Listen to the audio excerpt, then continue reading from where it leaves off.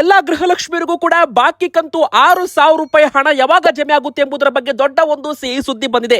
ನೀವು ಕೂಡ ಗೃಹಲಕ್ಷ್ಮಿ ಫಲಾನುಭವಿಗಳಾಗಿದ್ರೆ ಈ ವಿಡಿಯೋನ ಪೂರ್ತಿಯಾಗಿ ನೋಡ್ತಾ ಇರಿ. ಯಾಕಂದ್ರೆ ದೊಡ್ಡ ಒಂದು ಗುಡ್ ನ್ಯೂಸ್ ಆಗಿರಬಹುದು, ಹೊಸ ರೂಲ್ಸ್ ಆಗಿರಬಹುದು, ಪ್ರತಿಯೊಂದನ್ನು ಕೂಡ ನೋಡೋಣ. ಇನ್ನು ಎಲ್ಲ ಅನ್ನಭಾಗ್ಯ ಫಲಾನುಭವಿಗಳಿಗೆ ಅಂದ್ರೆ ನಿಮ್ಮ ಹತ್ತಿರ BPL card, AY card, ration card ಇದ್ರೂ ಕೂಡ ಒಟ್ಟು 3 ದೊಡ್ಡ ಸಿಹಿ ಸುದ್ದಿಗಳು ಬಂದಿರುವಂತದ್ದು. ಅಂದ್ರೆ ನಿಮ್ಮ ಹತ್ರ ರೇಷನ್ ಕಾರ್ಡ್ ಇದ್ರೆ ಈ ವಿಡಿಯೋನ ಪೂರ್ತಿಯಾಗಿ ನೋಡಿ, ಎಲ್ಲಾ ಮಾಹಿತಿ ಕೂಡ ತಿಳಿದುಕೊಳ್ಳಿ ವೀಕ್ಷಕರೇ. ಕಳೆದ 3 ತಿಂಗಳಿಂದ ಪಿಂಚಣಿ ಹಣ ಬಂದಿಲ್ಲ ಅಂದವರಿಗೆ ದೊಡ್ಡ ಒಂದು ಸಿಹಿ ಸುದ್ದಿ ಕೂಡ ಬಂದಿದೆ. ಈ ಕೆಲಸ ಮಾಡಿದ್ರೆ ಹಣ ಬರುತ್ತಾ ವೀಕ್ಷಕರೇ? ಎಲ್ಲಾ ಪಿಂಚಣಿದಾರರು ಅಂದ್ರೆ ಸಂಧ್ಯಾ ಸುರಕ್ಷಾ ಯೋಜನೆ ಆಗಿರ್ಬೋದು, ವೃದ್ಧಾಪ್ಯ ವೇತನ ಯೋಜನೆ ಫಲಾನುಭವಿಗಳಾಗಿರ್ಬೋದು, ಈ ವಿಡಿಯೋ ಪೂರ್ತಿಯಾಗಿ ಕೊನೆ ತನಕ ನೋಡ್ತಾ ಇರಿ. ಯಾಕಂದ್ರೆ ಪ್ರತಿ ತಿಂಗಳು ಬರಬೇಕಾಗಿದ್ದ ಪಿಂಚಣಿ ಹಣ 3 ತಿಂಗಳಿಂದ ಬಂದಿಲ್ಲ. ಎದಕ್ಕೆ ಬಂದಿಲ್ಲ, ಯಾವ ಕಾರಣಕ್ಕೆ ತಡೆ ಹಿಡಿತಾ ಇದ್ದಾರೆ, ಎಲ್ಲ ಒಂದು ಮಾಹಿತಿ ಕೂಡ ಸಿಕ್ಕಿದೆ. ಇನ್ನೊಂದು ಕಡೆಗೆ ಎಲ್ಲಾ ಒಂದು ಶಕ್ತಿ ಯೋಜನೆ ಫಲಾನುಭವಿಗಳಿಗೂ ಗುಡ್ ನ್ಯೂಸ್ ಇದೆ ರಾಜ್ಯ ಸರ್ಕಾರದಿಂದ. ಬಸ್ ನಲ್ಲಿ ಪ್ರಯಾಣಿಸೋ ಪ್ರಯಾಣಿಕರಿಗೆ ಒಂದು ಸಿಹಿ ಸುದ್ದಿ ಇದೆ, ಒಂದು ಶಾಕಿಂಗ್ ಸುದ್ದಿ ಕೂಡ ಇದೆ. ಮತ್ತೆ ಸ್ಮಾರ್ಟ್ ಕಾರ್ಡ್ ಅರ್ಜಿ ಪ್ರಕ್ರಿಯೆ ಯಾವಾಗ ಪ್ರಾರಂಭವಾಗುತ್ತೆ ಇದ್ರ ಬಗ್ಗೆನೂ ಅಪ್ಡೇಟ್ ನೋಡೋಣ. ಇನ್ನು ಕೊನೆಯದಾಗಿ ಬಂಗಾರ ಮತ್ತು ಬೆಳ್ಳಿ ಬೆಲೆ ಭಾರಿ ಒಂದು ಇಳಿಕೆ ಆಗ್ತಾ ಇದೆ. ಹೌದು ವೀಕ್ಷಕರೇ, ಕಳೆದ 1 ತಿಂಗಳಲ್ಲಿ ಬಂಗಾರದ ಬೆಲೆ 18,000 ರೂಪಾಯಿಯಷ್ಟು ಕುಸಿತ ಕಂಡಿದೆ. 1,58,000 ಇತ್ತು ಹೋದ ತಿಂಗಳು, ಈಗ 1,43,000 ರೂಪಾಯಿ ಆಗಿರುವಂತದ್ದು 10 ಗ್ರಾಮ್ಗೆ. ಅದೇ ಪ್ರಕಾರ ಬಂಗಾರ ಮಾತ್ರ ಅಲ್ಲ, ಬೆಳ್ಳಿ ಬೆಲೆ ಕೂಡ ಭರ್ಜರಿ ಕುಸಿತ ಕಂಡಿದೆ ವೀಕ್ಷಕರೇ. ಅಂದ್ರೆ ಬೆಳ್ಳಿ 2,60,000 ರೂಪಾಯಿದು ಈಗ 2,35,000 ರೂಪಾಯಿ ಆಗಿದೆ. ಹತ್ತತ್ರ 25,000ರಿಂದ 30,000 ರೂಪಾಯಿಯಷ್ಟು ಮಹಾ ಕುಸಿತ ಬೆಳ್ಳಿ ಬೆಲೆಯಲ್ಲಿ 1 kg ಮೇಲೆ ಆಗಿರುವಂತದ್ದು ವೀಕ್ಷಕರೇ. ಬಂಗಾರ ಬೆಳ್ಳಿ ಖರೀದಿ ಮಾಡೋರಿಗೆ ಒಂದು ಬಂಪರ್ ಗುಡ್ ನ್ಯೂಸ್ ಅಂತ ಹೇಳ್ಬೋದು. ಭಾರಿ ಒಂದು ಬೆಲೆ ಕೂಡ ಇಳಿಕೆ ಆಗಿದೆ. ನಿಮ್ಮ ಪ್ರಕಾರ ಬಂಗಾರ ಮತ್ತು ಬೆಳ್ಳಿ ಸರಿಯಾದ ಬೆಲೆ ಎಷ್ಟಾಗಬೇಕು ಕಮೆಂಟ್ ಅಲ್ಲಿ ನೀವು ತಿಳಿಸಬಹುದು. ಇದು ನೀವು ಗೃಹಲಕ್ಷ್ಮಿ ಫಲಾನುಭವಿಗಳಾಗಿದ್ರೆ, ರೇಷನ್ ಕಾರ್ಡ್ ಹೊಂದಿದ್ರೆ ಬೇಗನೆ ವಿಡಿಯೋಗೆ ಒಂದು ಲೈಕ್ ಮಾಡೋದ್ರ ಮೂಲಕ ವಿಡಿಯೋಗೆ ಸಪೋರ್ಟ್ ಮಾಡಿ. ಬಾಕಿ ಕಂತು ಹಣ ಯಾವಾಗ ಜಮೆ ಆಗುತ್ತೆ ಎಂಬುದರ ಬಗ್ಗೆ ದೊಡ್ಡ ಒಂದು ಸಿಹಿ ಸುದ್ದಿ ಕೂಡ ಬಂದಿದೆ. ಇನ್ನೊಂದು ಕಡೆಗೆ ನೀವು ಕೂಡ ನಾವು ಕೇಳೋ ಪ್ರಶ್ನೆಗೆ ದಯವಿಟ್ಟು ಕಮೆಂಟ್ ಮೂಲಕ ಉತ್ತರ ಕೊಡಿ. ನಿಮಗೆ 30ನೇ ಕಂತು ಗೃಹಲಕ್ಷ್ಮಿ ಹಣ ಜಮೆ ಆಗಿದೆಯಾ? ಯಾಕಂದ್ರೆ ಸರ್ಕಾರದಿಂದ ಇಲ್ಲಿವರೆಗೂ 30 ಕಂತು ಹಣವನ್ನ ಹಾಕಲಾಗಿದೆ. ಅಂದ್ರೆ ಒಂದು ಗೃಹಲಕ್ಷ್ಮಿ ಅಕೌಂಟ್ಗೆ 60,000 ರೂಪಾಯಿ ಜಮೆಯನ್ನ ಮಾಡಲಾಗಿದೆ ವೀಕ್ಷಕರೇ. ಈಗ 31ನೇ ಕಂತು, 32ನೇ ಕಂತು ಮತ್ತು 33ನೇ ಕಂತು ಹಣ ಜಮೆ ಆಗೋದು ಬಾಕಿ ಇದೆ. ಕಳೆದ 2 ತಿಂಗಳಿಂದ ಗೃಹಲಕ್ಷ್ಮಿ ಹಣ ಬಂದಿಲ್ಲ ಅಂತ ಗೃಹಲಕ್ಷ್ಮಿಯವರು ಆಕ್ರೋಶ ವ್ಯಕ್ತಪಡಿಸ್ತಾ ಇದ್ದಾರೆ. ಹಣ ಯಾವಾಗ ಜಮೆ ಆಗುತ್ತೆ ಅಂತ ನಮಗೆ ಕಮೆಂಟ್ ಕೂಡ ಮಾಡ್ತಾ ಇದ್ದಾರೆ. ಇನ್ನು ಕೆಲವರು ನಮಗೆ 30ನೇ ಕಂತು ಹಣ ಬಂದಿಲ್ಲ ಅಂತಾನೂ ಕೂಡ ಕಮೆಂಟ್ ತುಂಬಾ ಜನ ಮಾಡ್ತಿದ್ದಾರೆ. ವೀಕ್ಷಕರೇ, ನಿಮಗೂ ಕೂಡ ಹಣ ಬಂದಿಲ್ಲ ಅಂದ್ರೆ ಪ್ರತಿಯೊಬ್ಬರು ಕೂಡ ಕಮೆಂಟ್ ಅಲ್ಲಿ ನಮಗೆ ತಿಳಿಸಬಹುದು ಮತ್ತು ನಿಮ್ಮ ಊರಿನ ಹೆಸರನ್ನು ಕೂಡ ಕಮೆಂಟ್ ಮಾಡಿ. ನೋಡಿ ವೀಕ್ಷಕರೇ, ಒಂದು ಕಡೆಗೆ ಗೃಹಲಕ್ಷ್ಮಿ ಮರು ಪರಿಷ್ಕರಣೆ ಆಗೋದಂತೂ ಗ್ಯಾರಂಟಿ. ಯಾಕಂದ್ರೆ ಮತ್ತೊಮ್ಮೆ ನೀವು ಮರು ಅರ್ಜಿ ಹಾಕಲೇಬೇಕಾಗುತ್ತೆ. ಆದ್ರೆ ತುಂಬಾ ಜನರು ಗೃಹಲಕ್ಷ್ಮಿಯವರು ಈಗಲೇ ನಾಡ ಕಚೇರಿಗಳಿಗಾಗಿರ್ಬೋದು ಅಥವಾ ಆನ್ಲೈನ್ ಸೈಬರ್ ಕೇಂದ್ರಗಳಿಗೆ ಭೇಟಿ ಕೊಟ್ಟು ಹಣ ಕೊಟ್ಟು KYC ಮಾಡ್ಕೋತಾ ಇದ್ದಾರಂತೆ. ನೋಡಿ ವೀಕ್ಷಕರೇ, ಸದ್ಯಕ್ಕೆ ಸರ್ಕಾರದಿಂದ ಯಾವುದೇ ರೀತಿ ಅಧಿಕೃತವಾಗಿ ಘೋಷಣೆ ಬಂದಿಲ್ಲ. ಅಂದ್ರೆ ನೀವು ಈ KYC ಮಾಡಿಸಲೇಬೇಕು ಅಂತ ಯಾವುದೇ ರೂಲ್ಸ್ ಇನ್ನೂ ಕೂಡ ಬಂದಿಲ್ಲ. ಸೊ ವೀಕ್ಷಕರೇ, ಅಧಿಕೃತವಾಗಿ ರಾಜ್ಯ ಸರ್ಕಾರ ಆದೇಶ ಕೊಡೋವರೆಗೂ ಯಾರು ಕೂಡ ಗೃಹಲಕ್ಷ್ಮಿಯವರು ಯಾರಿಗೂ ಕೂಡ ಆನ್ಲೈನ್ ಕೇಂದ್ರಗಳಿಗೆ ಹಣ ಕೊಟ್ಟು ಮರು ಅರ್ಜಿ ಹಾಕಬೇಡಿ. ಸದ್ಯಕ್ಕೆ ಮರು ಅರ್ಜಿ ಪ್ರಕ್ರಿಯೆ ಇನ್ನೂ ಪ್ರಾರಂಭವಾಗಿಲ್ಲ ವೀಕ್ಷಕರೇ. ಸೊ ಅಲ್ಲಿವರೆಗೂ ಜನರು ಸ್ವಲ್ಪ ವೇಟ್ ಮಾಡಲೇಬೇಕಾಗುತ್ತೆ. ಹೀಗಾಗಿ ಸದ್ಯಕ್ಕೆ KYC ಬಗ್ಗೆ ಯಾವುದೇ ರೀತಿ ಅಧಿಕೃತ ಆದೇಶ ಬಂದಿಲ್ಲ. ಸೊ ಯಾರು ಕೂಡ ಕನ್ಫ್ಯೂಸ್ ಆಗಬೇಡಿ. ಈಗ ಎರಡನೇದಾಗಿ ಹೇಳ್ಬೇಕಂದ್ರೆ ಗೃಹಲಕ್ಷ್ಮಿಯರಿಗೆ ನೋಡಿ, ಕೊನೆಯದಾಗಿ ಮಾರ್ಚ್ ಮತ್ತು ಏಪ್ರಿಲ್ ತಿಂಗಳದ್ದು ಹಣವನ್ನ ಬಿಡುಗಡೆ ಮಾಡಲಾಗುತ್ತೆ ಅಂತ ಲಕ್ಷ್ಮಿ ಹೆಬ್ಬಾಳ್ಕರ್ ಮೇಡಮ್ ಅವರು ಹೇಳಿಕೆಯನ್ನ ಕೊಟ್ಟಿದ್ರು ವೀಕ್ಷಕರೇ. ಆ ಪ್ರಕಾರ ನೋಡ್ತಾ ಹೋಗೋದಾದ್ರೆ ಕೆಲವರಿಗೆ ಮಾರ್ಚ್ ತಿಂಗಳದ್ದು ಹಣ ಮಾತ್ರ ಜಮೆ ಆಗಿದೆ, ಏಪ್ರಿಲ್ ತಿಂಗಳದ್ದು ಹಣ ಜಮೆ ಆಗೇ ಇಲ್ಲ ಅಂತಾನೂ ಕೂಡ ಗೊತ್ತಾಗಿದೆ. ಯಾಕಂದ್ರೆ DBT ಆಪ್ ಅಲ್ಲೂ ಕೂಡ 30ನೇ ಕಂತಿನವರೆಗೂ ಮಾತ್ರ ಹಣ ತೋರಿಸ್ತಾ ಇದೆ.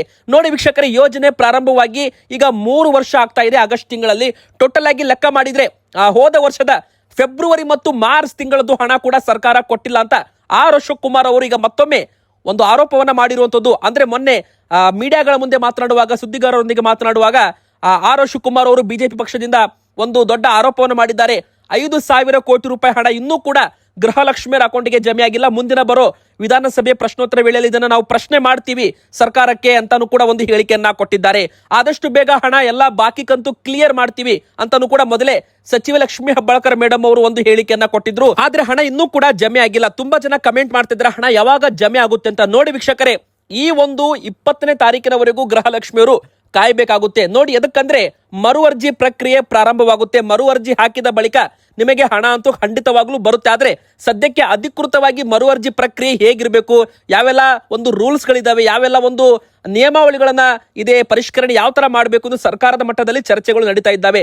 ಸೊ ಅದೆಲ್ಲ ಕೂಡ ಫೈನಲ್ ಆಗಬೇಕು. ಫೈನಲ್ ಆದ ಬಳಿಕವೇ ನಿಮಗೆ ಅರ್ಜಿ ಹಾಕೋದಕ್ಕೆ ಕರೀತಾರೆ. ಅವಾಗ ನೀವು ಅರ್ಜಿ ಹಾಕಬೇಕು.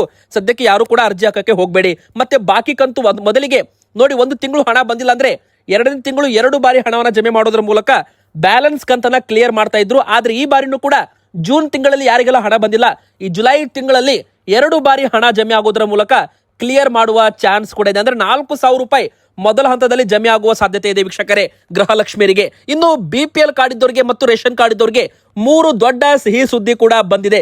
ಮೊದಲನೇದು ಸಿಹಿ ಸುದ್ದಿ ಏನಪ್ಪಾ ಅಂದ್ರೆ, ರದ್ದಾದ BPL ಕಾರ್ಡ್ಗಳಿಗೆ ಮರು ಜೀವ ಕೊಡೋದಕ್ಕೆ ಸರ್ಕಾರ ತೀರ್ಮಾನ ಮಾಡಿದೆ.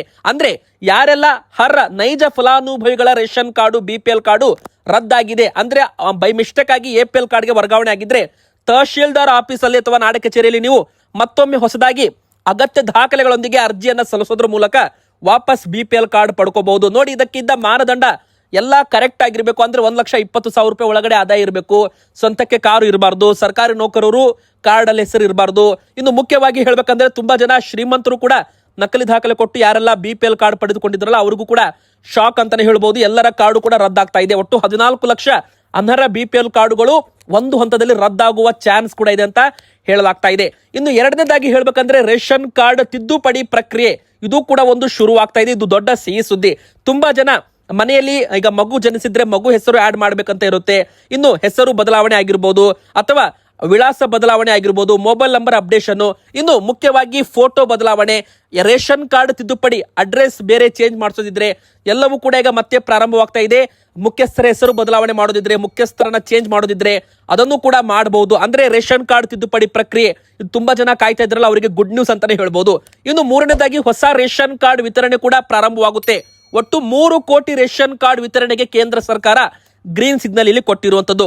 ಇನ್ನು ಮತ್ತೊಂದು ಸಿಹಿ ಸುದ್ದಿ ಏನಪ್ಪಾ ಅಂದ್ರೆ, ಇಂದಿರಾ ಕಿಟ್ ಕೂಡ ವಿತರಣೆ ಮಾಡಲಾಗುತ್ತೆ. ನೋಡಿ, 5 kg ಅಕ್ಕಿ ಕೂಡ ಸಿಗುತ್ತೆ. 5 kg ಹೆಚ್ಚುವರಿ ಅಕ್ಕಿ ಬದಲಾಗಿ ನಮ್ಮ ಕರ್ನಾಟಕ ಸರ್ಕಾರದಿಂದ ಅಕ್ಕಿ ಬದಲಾಗಿ ನಿಮಗೆ ಇಂದಿರಾ ಆಹಾರ ಫುಡ್ ಕಿಟ್ ಅನ್ನ ವಿತರಣೆ ಮಾಡೋದಕ್ಕೂ ಕೂಡ ಸರ್ಕಾರ ತೀರ್ಮಾನ ಮಾಡಿದೆ. ಈ ಒಂದು ಯೋಜನೆ ಬಂದ್ ಆಗಿಲ್ಲ, ಅಂದ್ರೆ ಯೋಜನೆ ಘೋಷಣೆ ಆಗಿದೆ, 8 ತಿಂಗಳಾಗಿದೆ, ಆದ್ರೆ ಇನ್ನೂ ಕೂಡ ಕಾರ್ಯರೂಪಕ್ಕೆ ಬಂದಿಲ್ಲ. ಆದ್ರೆ ಶೀಘ್ರದಲ್ಲೇ ವಿತರಣೆ ಮಾಡ್ತೀವಿ ಅಂತ ಆಹಾರ ಸಚಿವರು KH ಮುನಿಯಪ್ಪ ಅವರು ಒಂದು ಭರವಸೆ ಕೊಟ್ಟಿದ್ದಾರೆ. ಅಡುಗೆ ಎಣ್ಣೆ, ಉಪ್ಪು, ಸಕ್ಕರೆ, ತೊಗರಿಬೇಳೆ ಈ 4 ಆಹಾರ ಸಾಮಗ್ರಿಗಳನ್ನ ಕೊಡ್ತೀವಿ ಅಂತ ದೊಡ್ಡ ಘೋಷಣೆ ಮಾಡಿದ್ದಾರೆ. ಆದ್ರೆ ಯಾವಾಗ ಕೊಡ್ತಾರೆ, ಯಾವ ತಿಂಗಳು ಕೊಡ್ತಾರೆ ಇನ್ನೂ ಕೂಡ ಘೋಷಣೆ ಆಗಿಲ್ಲ ವೀಕ್ಷಕರೇ. ಇನ್ನು ಕೊನೆಯದಾಗಿ ಹೇಳ್ಬೇಕಂದ್ರೆ ಪಿಂಚಣಿದಾರರು ನೋಡಿ ವೀಕ್ಷಕರೇ, ನೀವು ಕೂಡ ವೃದ್ಧಾಪ್ಯ ವೇತನ ಪಡ್ಕೋತಾ ಇದ್ರೆ, ಸಂಧ್ಯಾ ಸುರಕ್ಷಾ ಯೋಜನಾ ಮೂಲಕ ವೃದ್ಧಾಪ್ಯ ವೇತನ ಹಣವನ್ನ ಪಡ್ಕೋತಾ ಇದ್ರೆ, ಅಂದ್ರೆ ಸಾಮಾಜಿಕ ಭದ್ರತಾ ಪಿಂಚಣಿ ಯೋಜನೆ ಅಡಿಯಲ್ಲಿ ಯಾರಾದ್ರೂ ಪಿಂಚಣಿ ಪಡ್ಕೋತಾ ಇದ್ದು ನಿಮಗೆ 3 ತಿಂಗಳಿಂದ ಪಿಂಚಣಿ ಹಣ ಬಂದಿರ್ಲಿಕ್ಕಿಲ್ಲ ಅಂತವ್ರೀಗ ಏನ್ ಮಾಡ್ಬೇಕು ಅಂದ್ರೆ ಅಗತ್ಯ ದಾಖಲೆಗಳನ್ನ ಸಲ್ಲಿಸಬೇಕು. ಅಂದ್ರೆ ಕೆಲವರು ಅರ್ಜಿ ಹಾಕುವಾಗ ಇದ್ದ ವಿಳಾಸವನ್ನ ಬದಲಾವಣೆ ಮಾಡಿರ್ತಾರೆ, ಆ ವಿಳಾಸದಲ್ಲಿ ಅವರು ಇರೋದಿಲ್ಲ. ಹೀಗಾಗಿ ನಿಗದಿತ ವಿಳಾಸದಲ್ಲಿ ಲಭ್ಯವಿಲ್ಲದ ಕಾರಣವೂ ಕೂಡ ಪಿಂಚಣಿ ಹಣವನ್ನ ತಡೆ ಹಿಡಿದಿದ್ದಾರೆ ಅಂತ ಹೇಳಲಾಗಿದೆ. ಇದು ದಾಖಲೆ ಕೊಡದ ನೋಡಿ ವೀಕ್ಷಕರೇ, ತುಂಬಾ ಜನ ಶ್ರೀಮಂತರಾಗಿರ್ಬೋದು ಅಥವಾ ವಯಸ್ಸು 35-40 ಆಗಿದ್ರು ಕೂಡ 60-65 ವರ್ಷ ದಾಟಿದೆ ಅಂತ ನಕಲಿ ದಾಖಲೆ ಕೊಟ್ಟು ಈ ಒಂದು ಪಿಂಚಣಿ ಹಣವನ್ನ ಪಡ್ಕೊಂಡಿದ್ದಾರೆ. ಇನ್ನು ಮುಂದಿನ ಬರೋ ದಿನಗಳಲ್ಲಿ ಮತಪಟ್ಟಿಯಲ್ಲಿ ನಿಮ್ಮ ಹೆಸರು ಇಲ್ಲ ಅಂದ್ರೂ ಕೂಡ ನಿಮಗೆ ಹಣ ಬರೋದಿಲ್ಲ ಅಂತ ಹೇಳಲಾಗ್ತಾ ಇದೆ. ಇತ್ತ ಗೃಹಲಕ್ಷ್ಮಿ ಹಣನೂ ಬರಲ್ಲ, ಸರ್ಕಾರ ಯೋಜನೆ ಲಾಭನೂ ಸಿಗಲ್ಲ, ಪಿಂಚಣಿ ಹಣನೂ ಬರಲ್ಲ. ಹೀಗಾಗಿ ವೋಟರ್ ID ಕಾರ್ಡ್ ಕೂಡ ಇರಬೇಕು ನಿಮ್ಮ ಹತ್ತಿರ, ಮತ್ತೆ ಇದ್ರ ಜೊತೆಗೆ ಮತಪಟ್ಟಿಯಲ್ಲಿ ನಿಮ್ಮ ಹೆಸರು ಕೂಡ ಉಳಿಬೇಕು ಅಂತ ಇಲ್ಲಿ ಹೇಳಲಾಗಿದೆ. ಸೊ ವೀಕ್ಷಕರೇ, ಇದು ಕೂಡ ಪಿಂಚಣಿದಾರರಿಗೆ ಇಂಪಾರ್ಟೆಂಟ್ ಅಪ್ಡೇಟು. ದಾಖಲೆ ಮತ್ತೊಮ್ಮೆ ನೀವು ಕೊಡಬೇಕಾಗಿ ಬರಬಹುದು ವೀಕ್ಷಕರೇ. ಅಂದ್ರೆ ಅಗತ್ಯ ದಾಖಲೆ ಕೊಡದ ಹಾಗೂ ಆದಾಯ ಪ್ರಮಾಣ ಪತ್ರ ನೀಡದ ಸಾವಿರಾರು ಜನರ ಪಿಂಚಣಿ ಹಣವನ್ನ ತಡೆ ಹಿಡಿಯಲಾಗಿದೆ. ಮತ್ತು ಇಂಥವರು ಸಮರ್ಪಕ ದಾಖಲೆಗಳನ್ನ ಈ ಒಂದು 30ನೇ ತಾರೀಕು, ಜುಲೈ 30ನೇ ತಾರೀಕಿನ ಒಳಗೆ ತಹಶೀಲ್ದಾರ್ ಕಚೇರಿಗೆ ಒದಗಿಸಬೇಕಾಗುತ್ತೆ. ಅವುಗಳನ್ನ ಪರಿಶೀಲನೆ ಮಾಡಲಾಗುತ್ತೆ. ಮಾನದಂಡಗಳಿಗೆ ಅವರು ಅರ್ಹರಾಗಿದ್ರೆ ಮಾತ್ರ ಅವರ ಪಿಂಚಣಿ ಹಣ ಮುಂದುವರಿಯುತ್ತೆ. ನೋಡಿ ವೀಕ್ಷಕರೇ, ನೀವು ಕೂಡ ಯಾರಾದ್ರೂ ಪಿಂಚಣಿದಾರರಾಗಿದ್ರೆ ನಮಗೆ ನೀವು ಯಾವ ಪಿಂಚಣಿ ಪಡ್ಕೋತಾ ಇದ್ರೆ ಅಂದ್ರೆ ವೃದ್ಧಾಪ್ಯ ವೇತನನೋ, ಸಂಧ್ಯಾ ಸುರಕ್ಷಾ ಯೋಜನೆನೋ ಅಥವಾ ವಿಕಲಚೇತನರ ಒಂದು ಪಿಂಚಣಿ ಯೋಜನೆ ಹಣವೋ ನೀವು ನಮಗೆ ಕಮೆಂಟ್ ಅಲ್ಲಿ ತಿಳಿಸಬಹುದು ವೀಕ್ಷಕರೇ. ಯಾಕಂದ್ರೆ ಪಿಂಚಣಿ ಹಣ ಆದಷ್ಟು ಬೇಗನೆ ಸರ್ಕಾರ ಕೊಡಬಹುದು. ಯಾಕಂದ್ರೆ ಕಳೆದ 3 ತಿಂಗಳಿಂದ ಹಣ ಪಿಂಚಣಿದಾರರಿಗೆ ಬಂದಿಲ್ಲ. ಒಟ್ಟು 1,200 ರೂಪಾಯಿ ಸಂಧ್ಯಾ ಸುರಕ್ಷಾ ಯೋಜನೆ ಇದೆ. ಮತ್ತು ಇನ್ನೊಂದು ಕಡೆಗೆ SIR ಪ್ರಕ್ರಿಯೆ ಕೂಡ ಈಗ ಪ್ರಾರಂಭವಾಗಿದೆಯಲ್ಲ. ಸೊ ಪ್ರತಿಯೊಬ್ರು ಕೂಡ BL ಅವರು ಕೊಟ್ಟ ಎನ್ಯುಮರೇಷನ್ ಅರ್ಜಿ ಏನಿದೆ ಅದನ್ನ ಕರೆಕ್ಟ್ ಆಗಿ ತುಂಬಿ ವಾಪಸ್ ಕೊಡಬೇಕು ಅಂತ ಹೇಳಲಾಗಿದೆ. ಒಂದು ವೇಳೆ ನೀವೇನಾದ್ರೂ ಅದನ್ನ ವಾಪಸ್ ಕೊಟ್ಟಿಲ್ಲ ಅಂದ್ರೆ ಇಂದು ಮತಪಟ್ಟಿಯಿಂದ ಹೆಸರು ಡಿಲೀಟ್ ಆದ್ರೆ ನಿಮಗೆ ಯಾವುದೇ ಯೋಜನೆಗಳ ಲಾಭ ಸಿಗೋದಿಲ್ಲ ಅಂತಾನು ಕೂಡ ಇಲ್ಲಿ ಹೇಳ್ಬಹುದು. ಇನ್ನು ಕೊನೆಯದಾಗಿ ಬಸ್ ನಲ್ಲಿ ಪ್ರಯಾಣಿಸುವ ಪ್ರಯಾಣಿಕರಿಗೆ ಮೂರು ದೊಡ್ಡ ಬ್ರೇಕಿಂಗ್ ನ್ಯೂಸ್ ಅಂತಾನೆ ಹೇಳ್ಬೋದು. ಮೊದಲನೇದು, ಇನ್ ಮುಂದೆ ಬಸ್ ನಲ್ಲಿ ಗುಟ್ಕಾ ಸಿಗರೇಟು ಸೇದಿದ್ರೆ ಅಥವಾ ಗುಟ್ಕಾ ತಿಂದು ಉಗುಳಿದ್ರು ಕೂಡ ಭಾರಿ ಪ್ರಮಾಣದಲ್ಲಿ ದಂಡ ಬೀಳುತ್ತೆ. ಎರಡನೇದಾಗಿ, ದರ ಏರಿಕೆ ಶಾಕ್ ಅಂತಾನೆ ಹೇಳ್ಬೋದು. ಅಂದ್ರೆ ಶೀಘ್ರದಲ್ಲೇ ಬಸ್ ಪ್ರಯಾಣ ದರ ಭಾರಿ ಏರಿಕೆ ಆಗುವ ಸಾಧ್ಯತೆ ಇದೆ. ಡೀಸೆಲ್ ದರ ಏರಿಕೆ ಆಗಿರಬಹುದು, ಸಿಬ್ಬಂದಿ ವೇತನ ಪರಿಷ್ಕರಣೆ ಮೊನ್ನೆ ಮಾಡಲಾಗಿದೆ, ಇತ್ತ ಸಾರಿಗೆ ನಿಗಮಗಳು ನಷ್ಟದಲ್ಲಿದ್ದಾವೆ ಅಂತಾನೂ ಕೂಡ ಹೇಳ್ತಾ ಇದ್ದಾರೆ. ಸೊ ಇದೆಲ್ಲಾ ಕಾರಣದಿಂದಾಗಿ, ಡೀಸೆಲ್ ದರ ಏರಿಕೆ ಕಾರಣದಿಂದಾಗ್ಲೂ ಕೂಡ ಬಸ್ ಪ್ರಯಾಣ ದರ ಮುಂದಿನ ಬರೋ ದಿನಗಳಲ್ಲಿ ಭಾರಿ ಒಂದು ಏರಿಕೆ ಆಗಬಹುದು. ಆದ್ರೆ ಮುಖ್ಯಮಂತ್ರಿ ಡಿ.ಕೆ. ಶಿವಕುಮಾರ್ ಸರ್ ಅವರು ಒಂದು ಗುಡ್ ನ್ಯೂಸ್ ಕೊಟ್ಟಿದ್ದಾರೆ. ಜನತೆಗೆ ಹೊರೆ ಆಗಬಾರ್ದು ಮತ್ತು ನಿಗಮಗಳಿಗೂ ಕೂಡ ಹೊರೆ ಆಗಬಾರ್ದು, ಆ ತರ ಬೆಲೆಯನ್ನ ನಿಗದಿ ಮಾಡ್ತೀವಿ ಅಂತ ಒಂದು ಸಿಹಿ ಸುದ್ದಿ ಕೂಡ ಮುಖ್ಯಮಂತ್ರಿ ಡಿ.ಕೆ. ಶಿವಕುಮಾರ್ ಸರ್ ಕೊಟ್ಟಿದ್ದಾರೆ. ಇನ್ನು ಮೂರನೇದಾಗಿ, ಸ್ಮಾರ್ಟ್ ಕಾರ್ಡ್ ಅರ್ಜಿ ಪ್ರಕ್ರಿಯೆ ಯಾವಾಗ ನೋಡಿ, ಎಲ್ಲಾ ಶಕ್ತಿ ಯೋಜನೆ ಫಲಾನುಭವಿಗಳಿಗೆ ಸ್ಪೆಷಲ್ ಒಂದು ಐಡೆಂಟಿಟಿ ಕಾರ್ಡ್ ಅನ್ನ ಕೊಡ್ತೀವಿ ಅಂತ ಮುಖ್ಯಮಂತ್ರಿ ಡಿ.ಕೆ. ಶಿವಕುಮಾರ್ ಸರ್ ಅವರು ಘೋಷಣೆ ಮಾಡಿದ್ದಾರೆ. ಆ ಪ್ರಕಾರ ಟೆಂಡರ್ ಪ್ರಕ್ರಿಯೆ ಕೂಡ ನಡೀತಾ ಇದೆ. 3 ಕೋಟಿ ಸ್ಮಾರ್ಟ್ ಕಾರ್ಡ್ ರೆಡಿ ಆಗ್ತಾ ಇದ್ದಾವಂತೆ. ಅಂದ್ರೆ 3 ಕೋಟಿ ಸ್ಮಾರ್ಟ್ ಕಾರ್ಡ್ ರೆಡಿ ಆದ್ಮೇಲೆ ಅವುಗಳಿಗೆ ನೀವು ಅರ್ಜಿ ಹಾಕಬೇಕು. ಅಂದ್ರೆ ನಿಮ್ಮ ಹತ್ತಿರ ಆಧಾರ್ ಕಾರ್ಡ್, ವೋಟರ್ ಕಾರ್ಡ್, ನಿಮ್ಮ ಭಾವಚಿತ್ರದ ಫೋಟೋ ಹಾಗೂ ನಿಮ್ಮ ಮೊಬೈಲ್ ಸಂಖ್ಯೆ ಇವೆಲ್ಲ ಕೂಡ ನೀವು ರೆಡಿ ಇಟ್ಕೊಳ್ಳಿ. ಸದ್ಯಕ್ಕೆ ಯಾರು ಕೂಡ ಕರ್ನಾಟಕವನ್ನಾಗಿರ್ಬೋದು ಗ್ರಾಮ ಒನ್ ಕೇಂದ್ರಗಳಿಗೆ ಸದ್ಯಕ್ಕೆ ಹೋಗಬೇಡಿ. ಯಾಕಂದ್ರೆ ಅರ್ಜಿ ಪ್ರಕ್ರಿಯೆ ಇನ್ನೂ ಕೂಡ ಪ್ರಾರಂಭವಾಗಿಲ್ಲ. ಅರ್ಜಿ ಪ್ರಕ್ರಿಯೆ ಪ್ರಾರಂಭವಾದ ಬಳಿಕ ನೀವು ಸ್ಮಾರ್ಟ್ ಕಾರ್ಡ್ಗೆ ಅರ್ಜಿಯನ್ನ ಹಾಕಬೇಕಾಗುತ್ತೆ. ಅರ್ಜಿ ಹಾಕಿದ ಬಳಿಕ ನಿಮಗೆ Shakti smart card special identity card ಕೂಡ ವಿತರಣೆ ಮಾಡ್ತಾರೆ. ಸೊ ಆ ಒಂದು ಕಾರ್ಡ್ ಬಳಸಿ ನೀವು ಪ್ರಯಾಣ ಮಾಡಬಹುದು ಫ್ರೀ ಆಗಿ ಕರ್ನಾಟಕ ರಾಜ್ಯದಂತ. ಅಂದ್ರೆ ಆಧಾರ್ ಕಾರ್ಡ್ಗೆ ಬ್ರೇಕ್ ಬೀಳಲಿದೆ. ಶೀಘ್ರದಲ್ಲೇ ಆಧಾರ್ ಕಾರ್ಡ್ಗೆ ಬ್ರೇಕ್ ಬೀಳುತ್ತೆ. ಇನ್ನು ಈ ಒಂದು ಜುಲೈ ತಿಂಗಳ ಒಳಗೆ ಆ ಒಂದು ಯೋಜನೆ ಮರು ಅರ್ಜಿ ಪ್ರಕ್ರಿಯೆ ಪ್ರಾರಂಭವಾಗುವ ಸಾಧ್ಯತೆ ಕೂಡ ಇದೆ. ಅಂದ್ರೆ ಜುಲೈ ತಿಂಗಳಿಂದ, ಅಂದ್ರೆ ಆಗಸ್ಟ್ ತಿಂಗಳಿಂದ ಎಲ್ಲವೂ ಕೂಡ ಚೇಂಜ್ ಆಗ್ಬೋದು ಅಂತ ಇಲ್ಲಿ ಹೇಳಲಾಗ್ತಾ ಇದೆ. ಇವತ್ತಿಗೆ ಇಷ್ಟ ಆಗಿತ್ತು. ವಿಡಿಯೋ ಇಷ್ಟ ಆದ್ರೆ ಲೈಕ್ ಮಾಡಿ, ಚಾನಲ್ಗೆ ಸಬ್ಸ್ಕ್ರೈಬ್ ಆಗಿ, ನಿಮ್ಮ ಮನಸ್ಸಿಗೆ ಕಮೆಂಟ್ ಮಾಡಿ.